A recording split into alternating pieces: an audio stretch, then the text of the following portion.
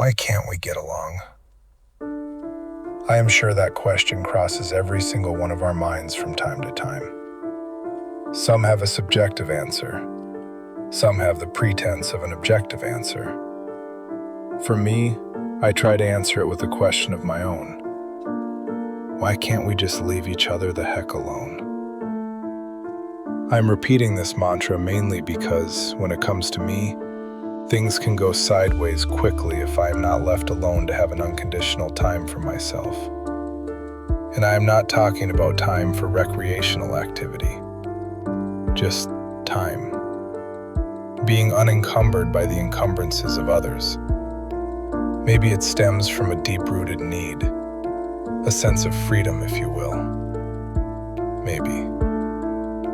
Anyway, I think that when that is achieved, the distance towards a harmonious life, or at least seeing eye to eye on more elements, could be smaller. Here is part 17 of our series, Soldiers of Humanity. Once a division of the Japanese army was engaged in a sham battle, and some of the officers found it necessary to make their headquarters in Gassen's temple. Gassen told his cook, "Let the officers have only the same simple fare we eat." This made the army men angry, as they were used to very deferential treatment. One came to Gassen and said, "Who do you think we are? We are soldiers, sacrificing our lives for our country. Why don't you treat us accordingly?" Gassen answered sternly, "Who do you think we are? We are soldiers of humanity, aiming to save all sentient beings." The tunnel. Zenkai, the son of a samurai, journeyed to Edo and there became the retainer of a high official. He fell in love with the official's wife and was discovered. In self-defense, he slew the official. Then he ran away with the wife. Both of them later became thieves.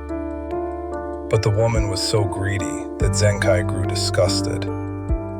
Finally, leaving her, he journeyed far away to the province of Buzen, where he became a wandering mendicant.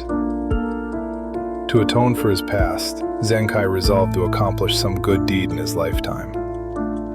Knowing of a dangerous road over a cliff that had caused death and injury to many persons, he resolved to cut a tunnel through the mountain there. Begging for food in the daytime, Zenkai worked at night digging his tunnel. When 30 years had gone by, the tunnel was 2,280 feet long, 20 feet high, and 30 feet wide.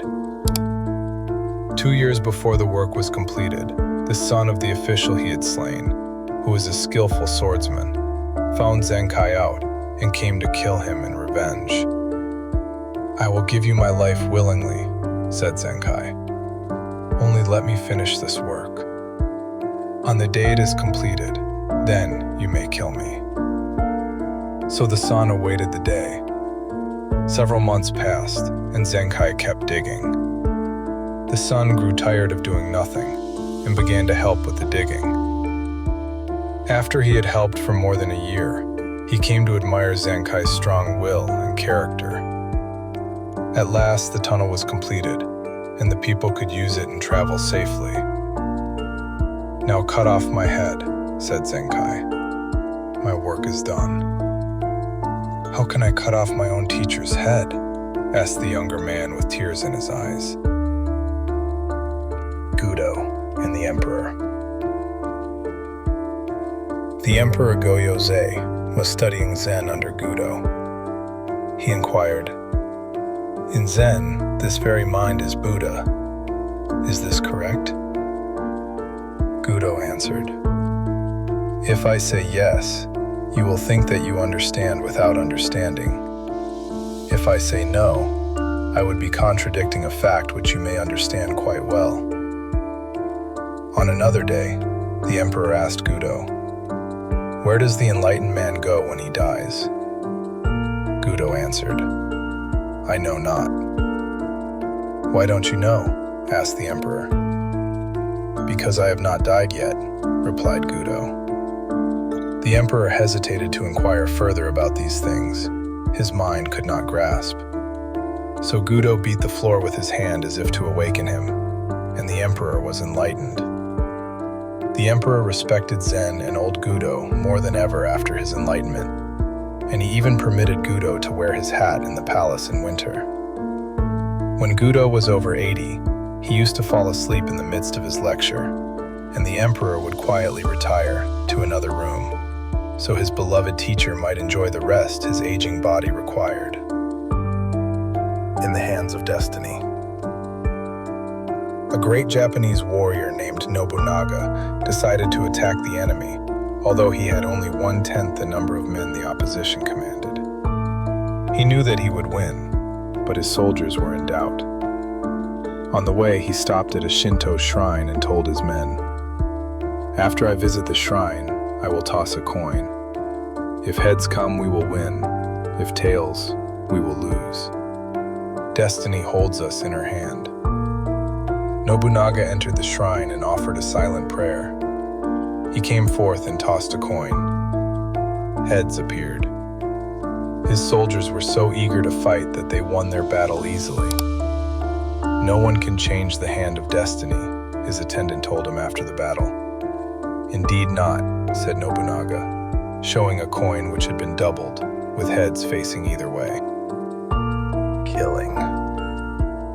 Gassen instructed his adherents one day, "Those who speak against killing and who desire to spare the lives of all conscious beings are right. It is good to protect even animals and insects. But what about those persons who kill time? What about those who are destroying wealth and those who destroy political economy? We should not overlook them. Furthermore, what of the one who preaches without enlightenment? He is killing Buddhism." That's it for today in our series. If you felt a positive shift, hit like and subscribe for more cinematic Zen tales.